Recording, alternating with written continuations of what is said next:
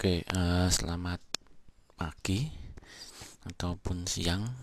Nah, kita hari ini akan membahas untuk pertemuan selanjutnya terkait dengan sejarah evaluasi kinerja.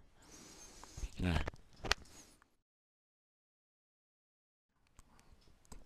tujuan dari pembahasan ini adalah mahasiswa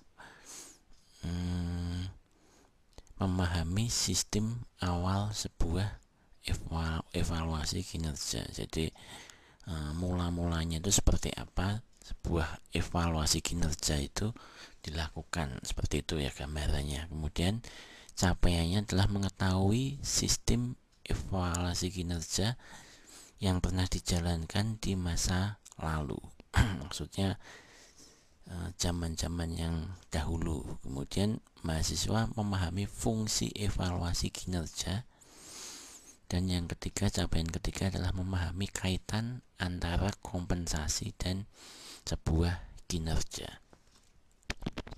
Nah, kita mau lihat dulu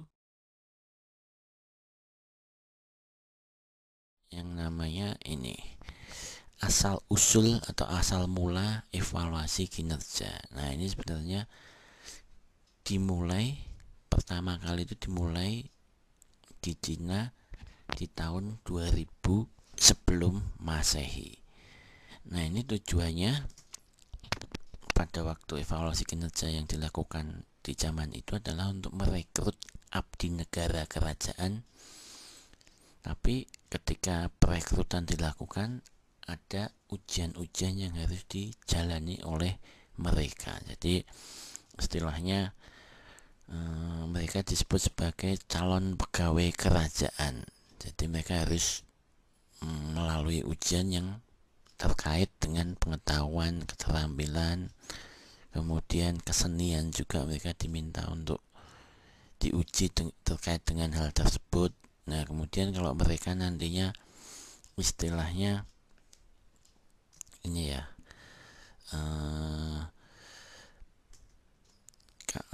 selain itu juga berhitung, menulis, membaca itu juga dibutuhkan untuk diuji apakah mereka memenuhi kriteria tersebut. Nah, kalau mereka memenuhi, ya mereka bisa menjadi pegawai kerajaan. Jadi ketika mereka sudah lulus, nah mereka diangkat sebagai pegawai kerajaan, kemudian ditempatkan di berbagai posisi di ibu kota ataupun di provinsi sesuai dengan ini ya, kemampuan atau kompetensinya. Kemudian tidak hanya itu, jadi setelah mereka bekerja, mereka juga secara periodik kinerjanya dievaluasi untuk menentukan kepangkatan dan posisi selanjutnya. Jadi artinya kemungkinan ada ujian-ujian lagi. Jadi secara periodik mereka itu dievaluasi apakah mereka bisa lolos lagi untuk memenuhi atau istilahnya naik jabatan atau mungkin menempati posisi selanjutnya di situ, seperti itu contohnya. Nah, itu untuk sejarahnya yang sebelum Masehi.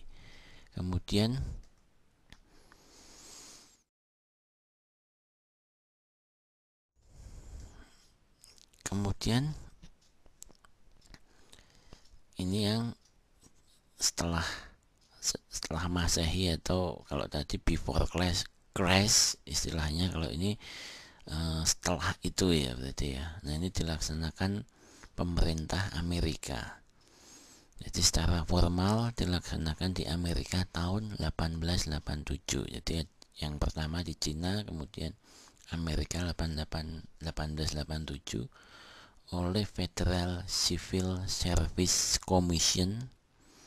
Nah, dalam bentuk merit rating system atau sistem penilaian kemampuan, yaitu sistem evaluasi kinerja untuk menilai mutu pegawai lembaga pemerintahan federal. Istilahnya pegawai negerinya Amerika gitu. Nah, dia punya sistem penilaian kemampuan di situ. Nah ini jadi mereka itu pegawai lembaga pemerintahan federal.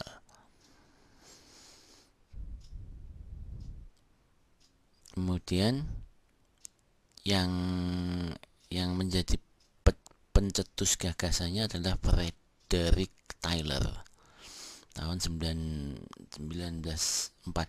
itu, yang istilahnya gagasan untuk memperkenalkan evaluasi kinerja bagi karyawan perusahaan swasta.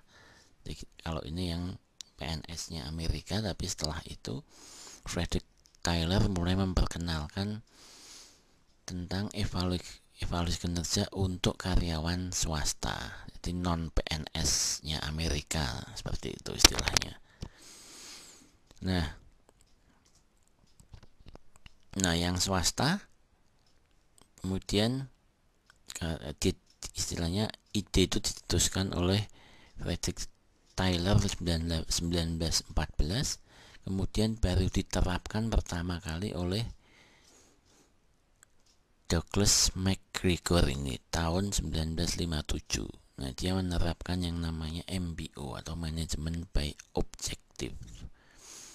Jadi diterapkan di General Electric. Nah, General Electric ini perusahaan ini ya, lampu. Terapkan di situ.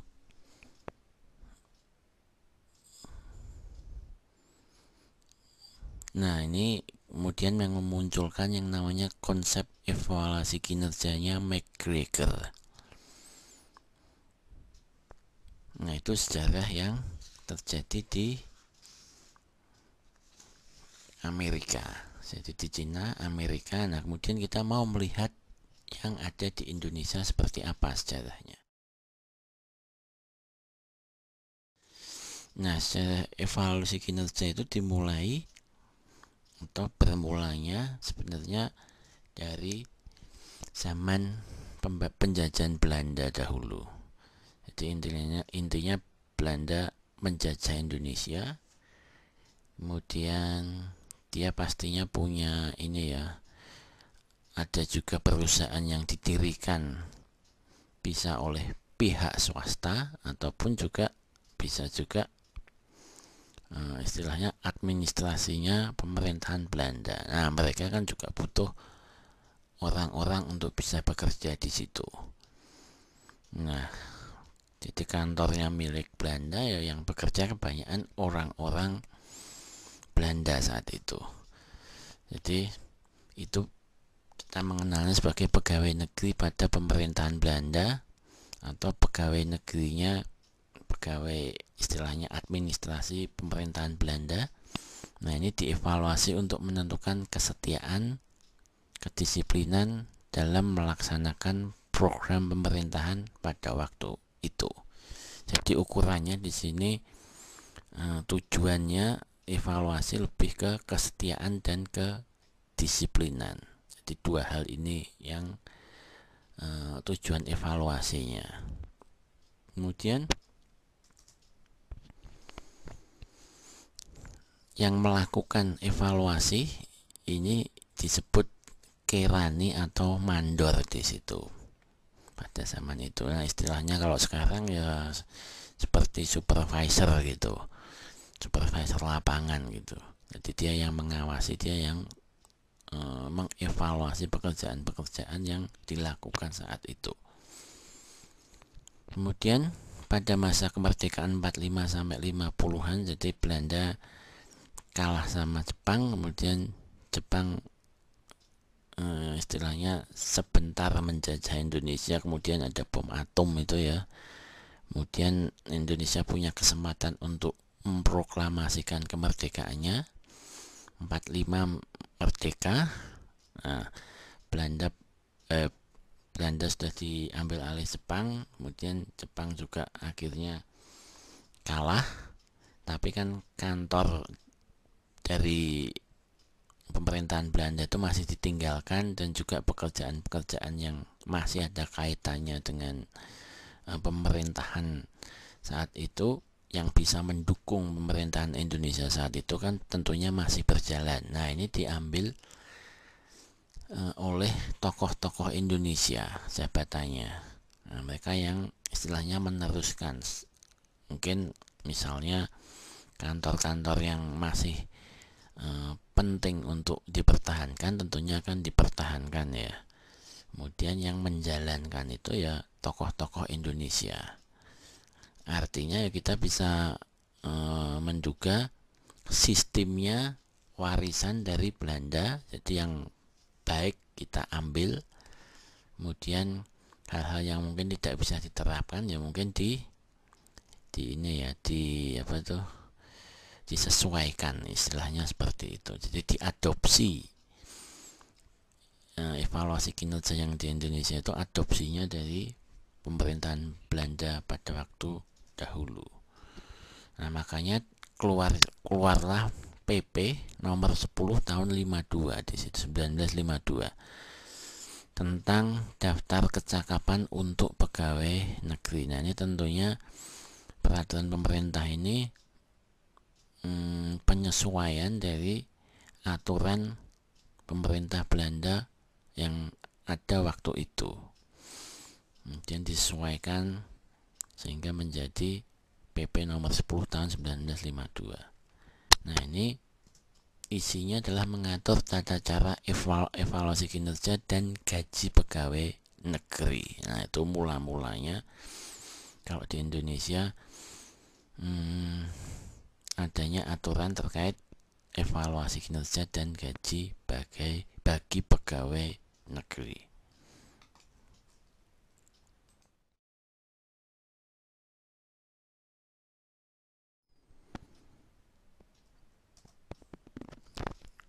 Nah, kemudian kita akan melihat fungsi dari evaluasi kinerja itu sendiri. Nah, yang pertama di sini adalah untuk memberikan balikan atau feedback bagi pegawai ternilai mengenai kinerjanya.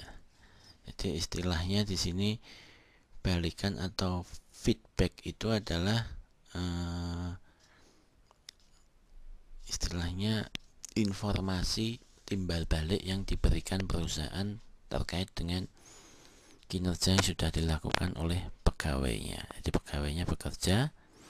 Nah, ketika mereka bekerja, mereka pengen tahu sebenarnya kerjaan atau kinerja mereka itu selama ini seperti apa. Nah, pihak manajemen memberikan balikan atau informasi kembali, catatan kerjamu selama ini adalah seperti A, B, C, D, E gitu ya.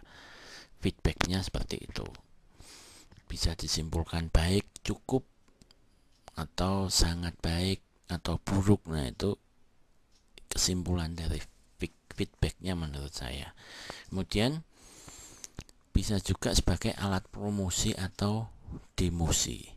Di promosi itu artinya digunakan untuk ini ya, memberikan promosi pada pegawai yang ternilai. Nah, ini bisa berupa kenaikan gaji, pemberian bonus, komisi, atau naik pangkat, ataupun menduduki jabatan tertentu, itu promosi. Tapi kalau demosi, nah ini contohnya bisa penurunan jabatan, kemudian penurunan gaji, penurunan pangkat, dan lain sebagainya. Nah, ini sebagai alat promosi dan demosi. Kemudian sebagai alat untuk memotivasi pegawainya. Jadi ketika mereka bekerja, kalau ada standar yang harus dipenuhi, kemudian ada ini ya, kalau dia nggak memenuhi standar tersebut, kemudian standar itu juga istilahnya ada imbalan, misalnya kenaikan gaji, bonus, dan lain sebagainya. Tentunya pegawai tersebut akan berusaha untuk mencapai standar kinerja tertentu untuk bisa memperoleh misalnya tadi ya kenaikan gaji, naik jabatan dan sebagainya. Nah, ini sebagai alat untuk supaya mereka memotivasi mereka untuk bekerja menjadi lebih baik untuk mencapai tujuan masing-masing yang mereka inginkan. Kalau kita kemarin di pembahasan sebelumnya ada piramida Maslow, nah itu ada kaitannya. Jadi mereka berusaha untuk mencapai puncak ini ya, puncak piramida tertinggi. Nah, itu dengan alat dengan sistem evaluasi kinerja, nah itu bisa memotivasi mereka untuk mencapai piramida tersebut. Kemudian berikutnya adalah untuk melakukan PHK atau sama dengan perampingan organisasi. Jadi kalau perusahaan ingin melakukan PHK atau merampingkan organisasi, tidak secara langsung dikatakan atau tidak secara langsung orangnya dipanggil, pegawainya dipanggil terus di PHK, karena itu cukup riskan, karena ada hukum yang ini ya. Kalau secara salah satu pihak saja yang mem-PHK, ada resiko yang misalnya ini ya, pesangon dan lain sebagainya harus dipenuhi oleh perusahaan. Tapi kalau dengan sebuah sistem, kalau dia nggak memenuhi standar kinerja atau dikatakan kinerjanya buruk, nah perusahaan atau organisasi bisa melakukan PHK tanpa resiko yang harus ditanggung oleh mereka, karena dianggap sebuah kesepakatan juga gitu kan. Kemudian ini juga ada hubungannya dengan nomor 5, jadi otomatis juga itu menjadi landasan atau alasan hukum untuk mengambil sebuah keputusan. Jadi apakah dia mau di training dulu, kalau memang dia kinerjanya buruk, apakah dia diberi kesempatan atau dikasih surat peringatan 1, 2, dan 3, ataukah dia memang harus langsung di PHK. Nah, itu ada alasan yang bisa diambil kalau sistem evaluasi kinerja ini diterapkan, karena ada catatannya, kemudian ada hal-hal yang bisa dipertanggungjawabkan oleh perusahaan. Kemudian penentuan dan pengukuran tujuan kinerja. Nah, jadi dengan evaluasi kinerja ini artinya kinerja mereka lebih jelas. Jadi ada penentuannya, ada ukurannya. Jadi mereka bekerja sesuai dengan jalurnya. Kalau mereka mau mencapai sesuatu, ya sudah ada ukurannya dan ketentuan yang jelas, karena ada sistem evaluasi kinerja yang sudah ditulis atau sudah ditentukan oleh perusahaan. Kemudian sebagai dasar konseling di sini, jadi istilahnya kalau dengan sistem evaluasi kinerja ini dan didapati ada pegawai yang nilainya buruk atau di bawah standar, nah bisa menjadi alasan bagi perusahaan untuk memanggil dia untuk melakukan konseling. Nah, tujuannya untuk mencari solusi atau memberikan jalan keluar supaya kinerjanya bisa menjadi lebih baik. Kemudian yang ke-8 adalah mendukung perencanaan sumber daya manusia. Jadi dengan sistem evaluasi kinerja ini artinya karir pegawai itu bisa direncanakan dengan baik.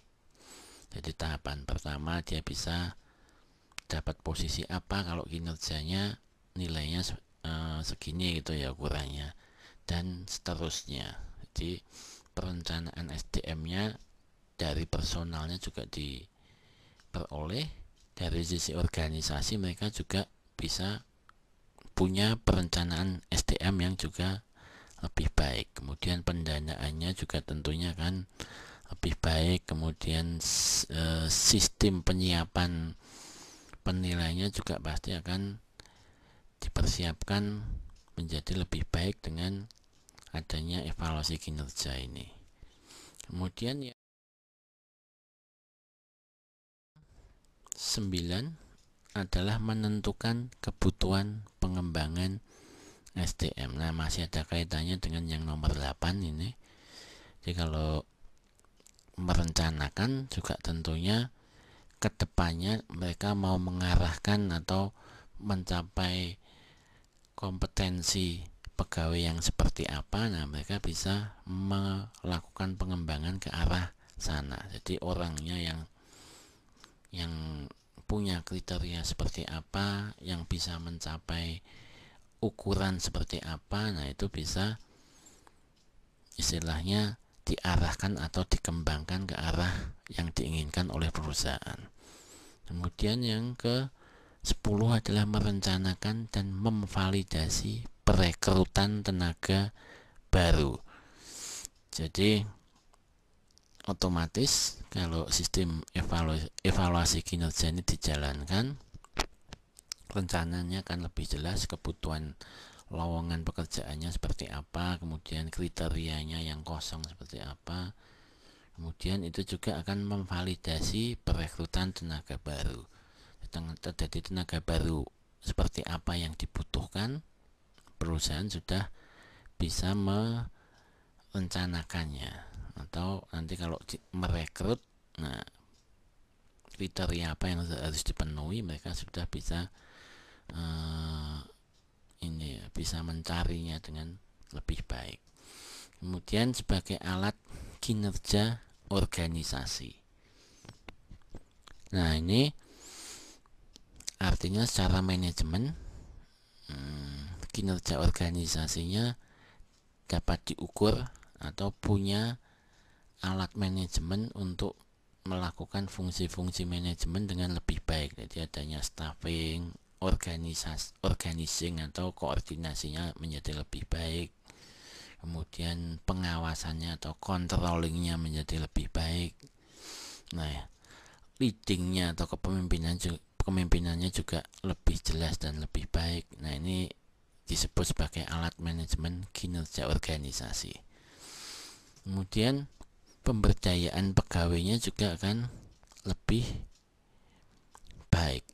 Nah, artinya kita tahu misalnya ternyata ini misalnya ya, contohnya, jadi misalnya ada seorang pegawai yang kelihatannya biasa-biasa saja gitu, tapi ternyata kalau dia mengikuti sistem evaluasi kinerja atau ada sistemnya yang bisa menguji dia, ternyata kita ketahui dia punya potensi yang langka atau yang ternyata juga dibutuhkan oleh perusahaan. Artinya perusahaan bisa memperdayakan dalam tanda kutip ya, atau bisa lebih memaksimalkan potensi dari pegawai itu dengan sistem evaluasi kinerja ini itu. Jadi orang-orang yang punya potensi seperti itu, potensi yang tersembunyi atau belum tereksplor, nah bisa diketahui oleh perusahaan dan bisa diarahkan untuk tujuan organisasi tentunya. Kemudian 13 adalah menghapus anggota. Nah, ini hampir sama penjelasannya dengan PHK atau perampingan organisasi. Nah, tapi kalau istilahnya ini menghapus anggota atau menghapus pegawai yang ada gitu ya. Jadi melalui sistem evaluasi kinerja ini, kalau dia sudah di PHK karena tidak sesuai dengan standar atau dia dianggap buruk kinerjanya, ya otomatis dia akan dihapus dari keanggotaan pegawai. Kemudian sebagai alat penelitian di sini. Jadi sistem evaluasi kinerja itu tentunya meninggalkan catatan atau meninggalkan data-data yang terkait dengan sumber daya manusia, bisa sifatnya data-data yang terkait dengan kepemimpinan, gaya kepemimpinan, kemudian karakter dari pegawainya, terkait dengan motivasi. Nah, data-data itu harusnya tersimpan dan kemudian kita bisa melakukan analisis dari semua data yang ada itu ya, dari sistem evaluasi kinerja. Nah, itu bisa menjadi bahan untuk melakukan penelitian. Jadi apakah memang sistem, contohnya ini apakah kalau diteliti apakah sistem evaluasi kinerja ini memang sudah efektif dijalankan atau belum. Nah, kita bisa dapatkan dari data-data dari sistem evaluasi kinerja yang sudah dijalankan itu.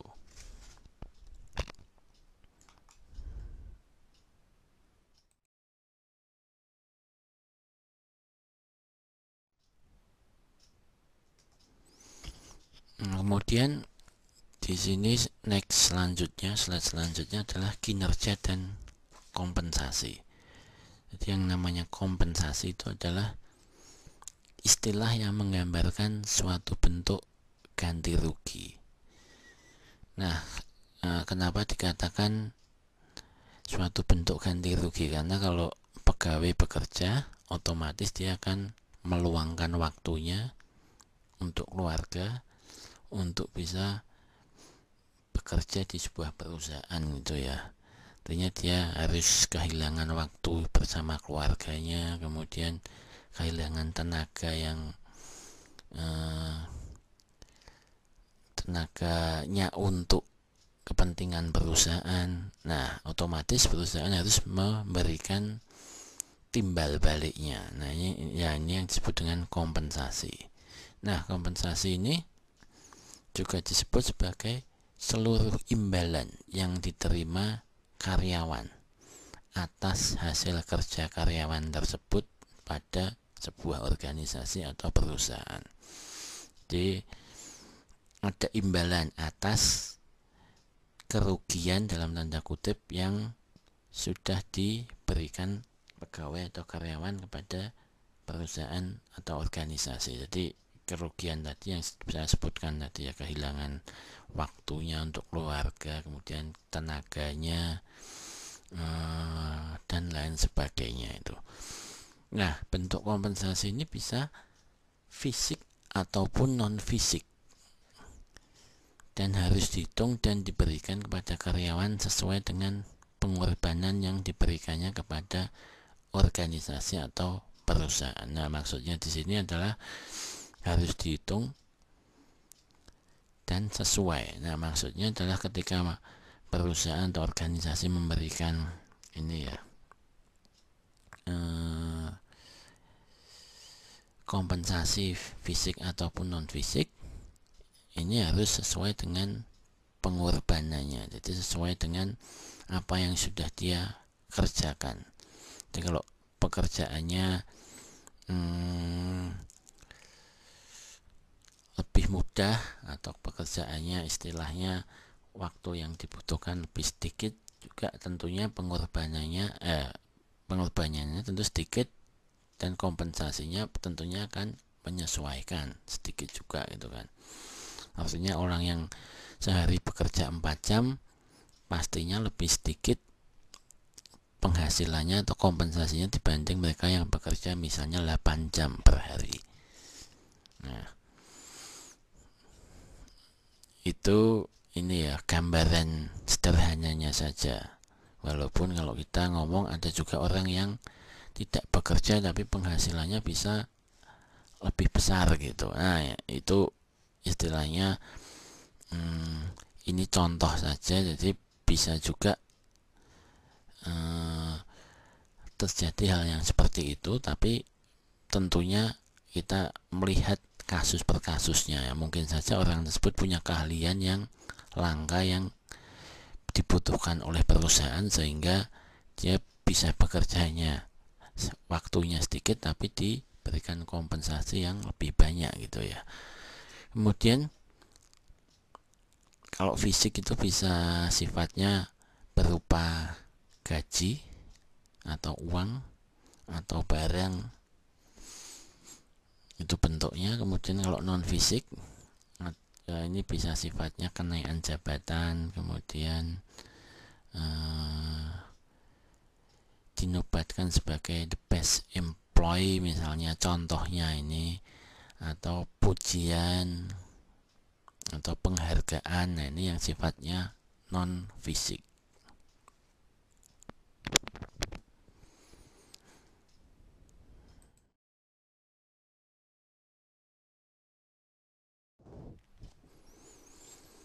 Nah, kemudian apa tujuan mengkaitkan upah dengan kinerja ini? Jadi ada beberapa tujuan yang mau dicapai oleh sebuah organisasi. Yang pertama adalah strategi perusahaan untuk mencapai tujuan disusun berdasarkan kinerja. Di sini tingkat produktivitas dan keuntungan perusahaan. Jadi ini sebuah strategi bagi perusahaan untuk mencapai tujuannya. Nah, kinerjanya itu disusun didasarkan atas produktivitas atau seberapa produktifnya seorang pegawai bekerja gitu ya. Nah, ini dikaitkan juga dengan keuntungan perusahaan. Jadi kalau istilahnya kalau mereka semuanya bekerja produktif, maksimal produktifnya, otomatis keuntungan perusahaan akan semakin maksimal juga atau semakin tinggi juga. Nah, kebalikannya kalau produktivitasnya rendah ya keuntungan perusahaan tentunya akan juga mengikuti penurunan.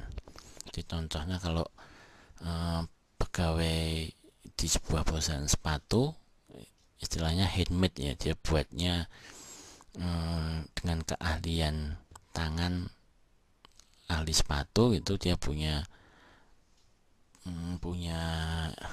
beberapa pegawai, kemudian setiap harinya dia bisa memproduksi misalnya saja maksimalnya 10 sepatu.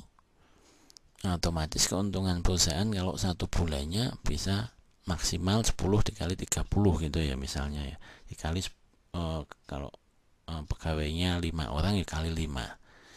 Tapi kalau ternyata seharinya mengalami penurunan cuma 5 saja, otomatis perusahaan hanya bisa menjual sedikit saja dibanding tadi kalau seharinya 10. Nah, otomatis mempengaruhi keuntungan perusahaan. Kemudian mempertahankan dan mengembangkan budaya organisasi dengan merekrut dan mempertahankan karyawan dengan kompetensi tinggi. Jadi ini usaha perusahaan untuk mempertahankan pegawai yang punya kemampuan baik, maksudnya seperti itu.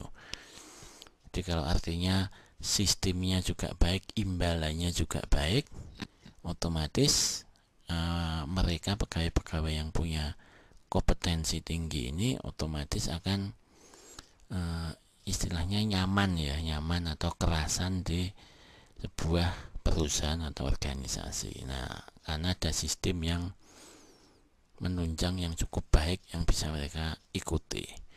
Kemudian menciptakan sistem manajemen sumber daya manusia dengan sistem imbalan intrinsik dan ekstrinsik yang mampu meningkatkan motivasi kerja karyawan.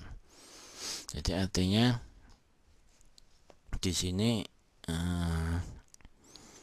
motivasi karyawan dapat ditingkatkan atau ketika pekerjaan mereka dimotivasi dengan suatu sistem manajemen yang punya sistem imbalan intrinsik dan ekstrinsik yang sudah ditentukan oleh perusahaan.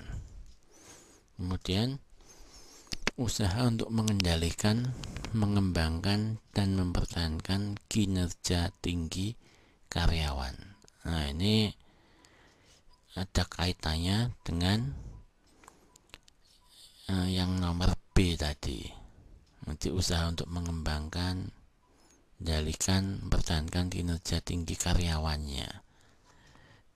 Kemudian, nah itu 4 hal tujuan mengkaitkan upah dengan kinerja.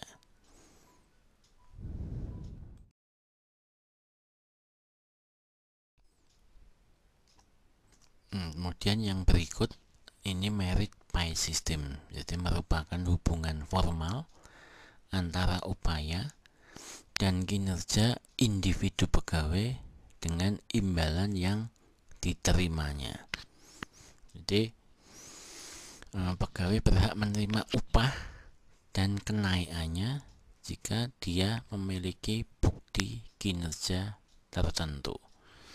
Jadi artinya perusahaan sudah menentukan kinerja yang menjadi indikator untuk memperoleh upah ataupun kenaikan yang menjadi hak bagi pegawai.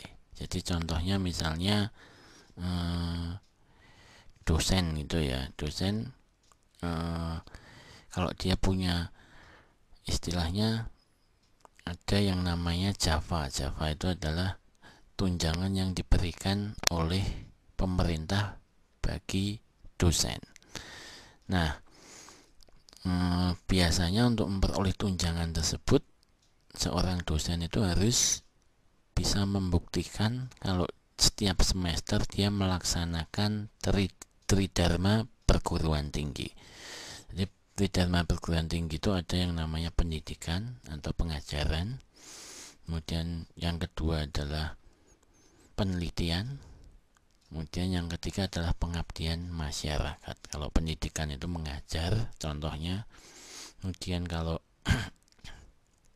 penelitian itu ya ikut melakukan penelitian. Jadi tujuannya supaya ilmunya itu juga bisa berguna untuk dapat di-share atau dipublikasi untuk meningkatkan pengembangan ilmu di dalam negeri atau di Indonesia sendiri. Kemudian pengabdian ini maksudnya ilmunya harus bisa dibagikan atau digunakan untuk membantu masyarakat. Nah, kalau dosen bisa membuktikan ketiga hal ini, istilahnya melalui dokumen ya tertentu ya, jadi melalui laporan yang nanti diupload, nah mereka berhak untuk memperoleh yang namanya tunjangan. Contohnya merit pay system seperti itu, kinerjanya ada, dibuktikan, dan mereka berhak untuk menerima upah atau tunjangan atau kenaikan misalnya. Nah, kemudian semakin tinggi kinerja, semakin tinggi upahnya. Jadi ada organisasi yang menetapkan indikatornya seperti ini. Nah, kalau kamu bisa mencapai indikator itu ya dia semakin tinggi kinerjanya ya semakin upahnya juga semakin tinggi. Jadi misalnya dia produksi harusnya optimalnya seharinya bisa 10 gitu ya, tapi ternyata dia melampaui batas yang sudah ditentukan, artinya kinerjanya tinggi ya, dia bisa memperoleh nilai yang lebih tinggi upahnya. Nah, itu merit pay system. Jadi di gaji atau diupah berdasarkan kinerjanya. Nah, ini memungkinkan upahnya itu sepadan dengan kinerjanya. Nah, ini sedikit berbeda dengan yang namanya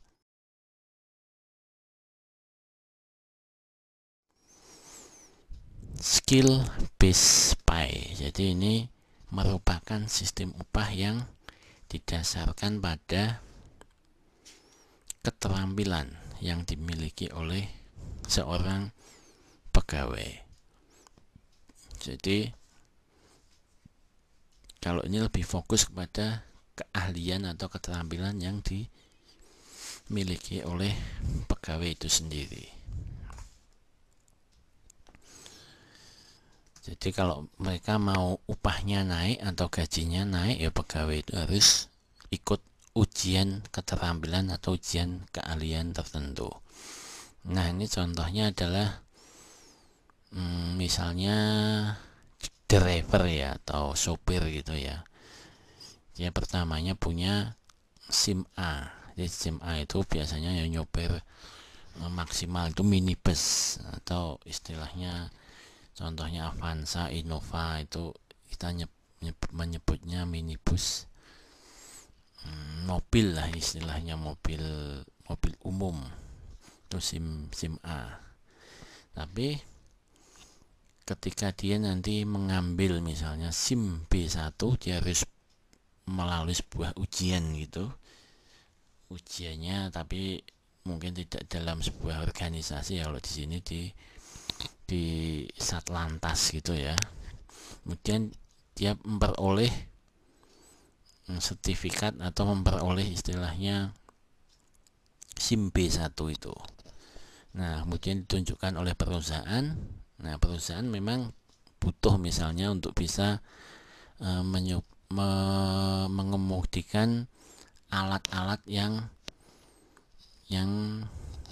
bisa atau yang kriterianya adalah punya SIM B1. Nah, otomatis orang tersebut bisa masuk atau bisa istilahnya bisa menjalankan alat itu karena dia punya keterampilan yang lebih baik dari kalau dia punya SIM A saja. Nah, otomatis dari sisi upah dia akan mengalami kenaikan karena dia punya keahlian yang lebih baik. Jadi kalau lulus naik upahnya, tapi kalau tidak lulus ya upahnya juga tidak naik. Nah, ini didasarkan atas keahlian seseorang kemudian divalidasi melalui sebuah ujian. Nah, itu skill based pay.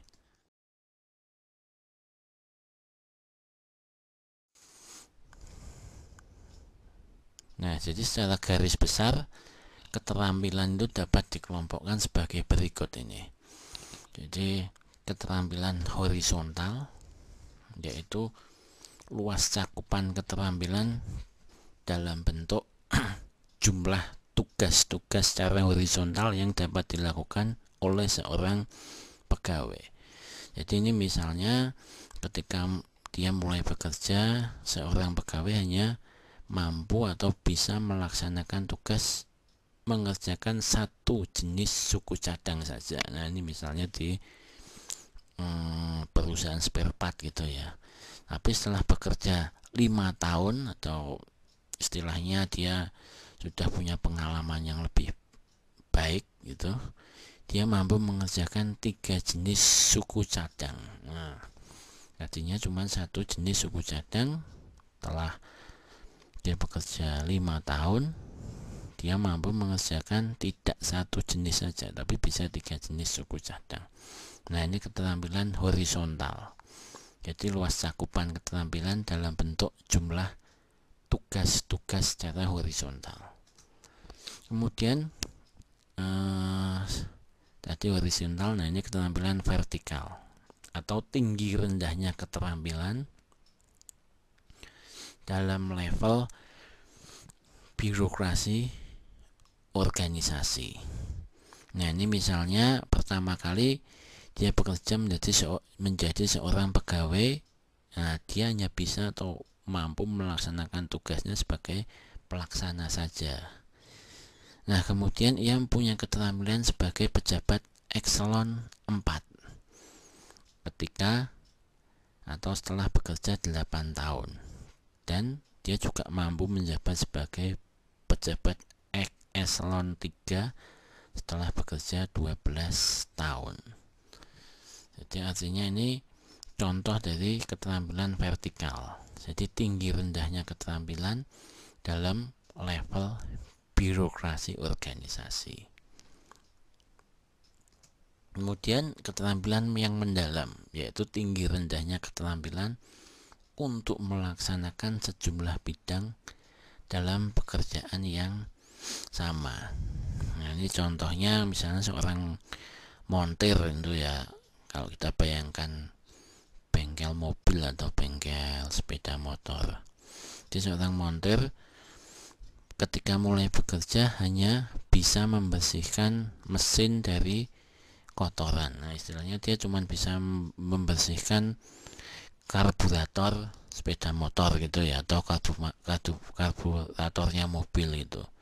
Nah, tapi setelah berjalannya waktu, ya 5 tahun, 6 tahun, 7 tahun, nah dia bisa, dan ketika dia mulai mengikuti pelatihan atau training, nah dia punya keterampilan yang lebih baik ini. Jadi punya keterampilan untuk memperbaiki kerusakan mesinnya. Nah, ini istilahnya tidak hanya membersihkan saja, tapi dia lebih dalam lagi. Jadi lebih ke perbaikan mesinnya itu sendiri. Ini contohnya. Kemudian 4 adalah keterampilan dasar, yaitu tinggi rendahnya keahlian dalam keterampilan dasar. Nah, ini contohnya adalah misalnya keterampilan yang dikaitkan dengan hitung-menghitung atau matematika di sini. Kemudian keterampilan berbahasa asing misalnya, ataupun keterampilan berkomunikasi. Nah, ini pengelompokan keterampilan ya. Jadi ada 4 hal di sini: horizontal, vertikal, kemudian mendalam, dan dasar. Nah,